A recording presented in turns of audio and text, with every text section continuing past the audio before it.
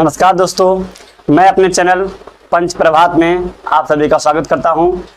आज मैं एक ऐसी कविता लेकर आया हूं जो एक दलित युवती के साथ हुए अत्याचार की कहानी है, जिसे आदम गोंडवी जी ने बड़े ही अच्छे शब्दों में पिरोया है, जो समाज के ऊपर चोट पहुंचाता है।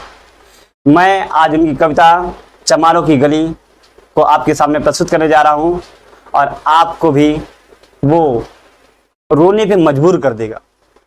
अक्सर बहुधा मैं इस कविता को पढ़ते समय रो देता हूँ और आज भी कहीं पढ़ते पढ़ते मैं रो ना दूँ, लेकिन ये कविता सच में बहुत ही मार्मिक है। आइए शुरू करते हैं इस कविता को। कि आइए महसूस करिए जिंदगी के ताप को, मैं चमारों की गली तक ले चलूंगा आपको। कि आइए महसूस करिए जिंदगी के ताप को, मैं चमारों की गली तक ले चलूंगा आपको। कि जिस गली में भुखमरी की यातना से उब कर मर गई फुलिया बिचारी की कुएं में डूब कर। कि जिस गली में भुखमरी की यातना से उब कर मर गई फुलिया बिचारी एक कुएं में डूब कर। और है सधी सिर पर बिनौली कंडियों की टोकरी, है सधी सिर पर बिनौली कंडियों की टोकरी, आ रही है सामने से हर खुआ की छोकरी। क्या छंद है, सुनिए। कि है सधी सिर पर बिनौली कंडियों की टोकरी, आ रही है सामने से हर खुआ की छोकरी। और चल रही है छंद के आयाम को देती दिशा, कि चल रही है छंद के आयाम को देती दिशा। मैं उसे कहता हूँ सरजू पार की मोनालिसा। पर कैसी यह भयभीत है, कैसी यह भयभीत है हिरनी सी घबराई हुई। कि कैसी यह भयभीत है हिरनी सी घबराई हुई, लग रही जैसे कली बेला की ये कुम्हलाई हुई। कि कल को यह वाचाल थी पर आज कैसी मौन है, कि कल को यह वाचाल थी पर आज कैसी मौन है। जानते हो इसकी खामोशी का कारण कौन है। कि थे यही सावन के दिन हर खू गया था हाट को, सो रही बूढ़ी उसारे में बिछाए खाट को। डूबती सूरज की किरणें खेलती थी रेत से, घास का गट्ठर लिए वह आ रही थी खेत से।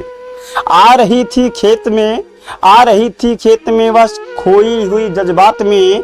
क्या पता उसको कि कोई भेड़िया है घात में। होनी से बेखबर कृष्णा बेखबर राहों में थी, होनी से बेखबर कृष्णा बेखबर राहों में थी। मोड़ पर घूमी तो देखा अजनबी बाहों में थी।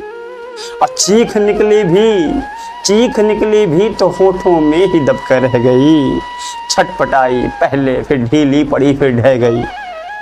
कि दिन तो सूरज की कछारों में था कब का ढल गया, वासना की आग में कौमारे उसका जल गया। और उस दिन ये हवेली हंस रही थी मौज में, और उस दिन ये हवेली हंस रही थी मौज में। होश में आई तो कृष्णा थी पिता की गोद में।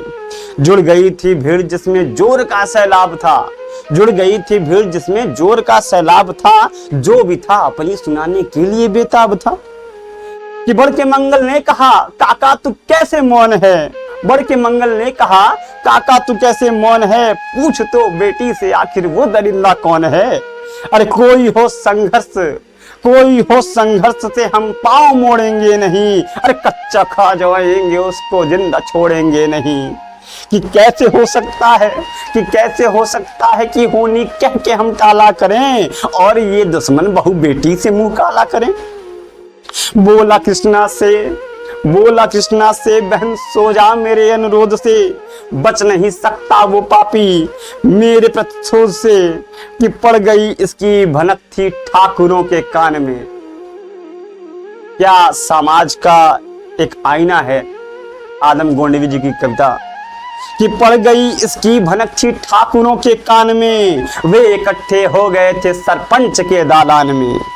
कि दृष्टि जिसकी है जमी भाले की लंबी नोक पर, देखिए सुखराज सिंह बोले हैं खैनी ठोक कर। कि क्या कहें सरपंच भाई क्या जमाना आ गया, कि कल तलक जो पांव में था आज रुतबा पा गया। कि कहती है सरकार कि आपस में मिलजुल कर रहो, सुअर के बच्चों को अब कोरी नहीं हरिजन कहो।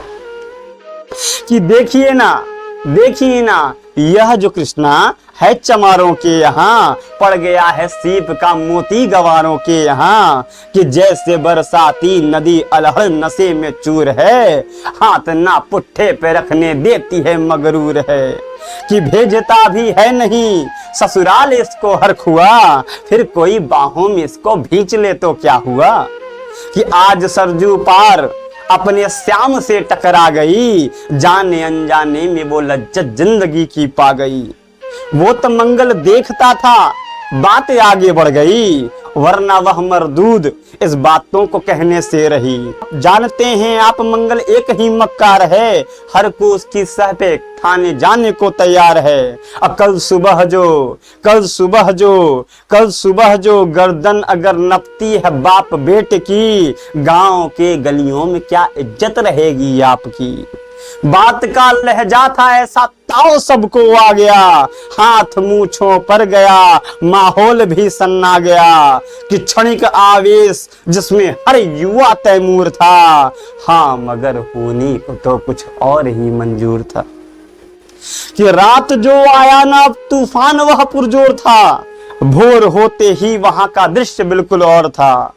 सिर पे टोपी बेत की लाठी संभाले हाथ में, 1 दर्जन थे सिपाही ठाकुरों के हाथ में। घेर कर बस्ती कहा हल्के के थानेदार ने, जिसका मंगल नाम हो वो आ जाए सामने। निकला मंगल झोपड़ी का पल्ला थोड़ा खोलकर, एक सिपाही ने तभी लाठी चलाई दौड़कर। गिर पड़ा मंगल तो माथा बूट से टकरा गया, सुन पड़ा फिर माल वो चोरी का तूने क्या किया। कैसी चोरी माल कैसा, कैसी चोरी माल कैसा, उसने जैसे ही कहा 1 लाठी फिर पड़ी। होश फिर जाता रहा, होश खोकर वह पड़ा था झोपड़ी के द्वार पर। ठाकुरों से फिर दरोगा ने कहा ललकार कर, अरे मेरा मुंह क्या देखते हो, मेरा मुंह क्या देखते हो, थूक दो इसके मुंह पर। आग लाओ और फूक दो इसकी झोपड़ी को। और फिर प्रतिशोध की आंधी वहां चलने लगी, बेसहारा निर्बलों की झोपड़ी जलने लगी। दूध मुंहा बच्चा व बुढ़ा जो वहां खेड़े में था, वह अभागा दीन हिंसक के भीड़ के घेरे में था।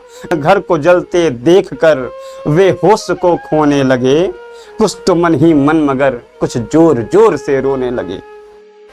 कि कह दो इन कुत्ते के पिल्लों से की तराए नहीं, हुक्म जब तक मैं न दूं कोई कहीं जाए नहीं। यह दरोगा जी थे मुंह से झरते जिनके फूल से, आ रहे थे ठेलते लोगों को अपने रूल से। फिर दहाड़े इनको डंडे से सुधारा जाएगा, ठाकुरों से जो भी टकराया वो मारा जाएगा। एक सिपाही ने कहा साइकिल किधर को मोड़ दें, होश में आया नहीं मंगल कहो तो छोड़ दें। बोला थानेदार मुर्गे की तरह मत बांग दो, होश में आया नहीं तो लाठियों पर टांग दो। ये समझते हैं ठाकुरों से उलझना कोई खेल है, ऐसे पाजी का ठिकाना घर नहीं है जेल है। पूछते रहते हैं मुझसे लोग अक्सर यह सवाल, कैसा है कहिए न सरजू पार की मोनालिसा का हाल।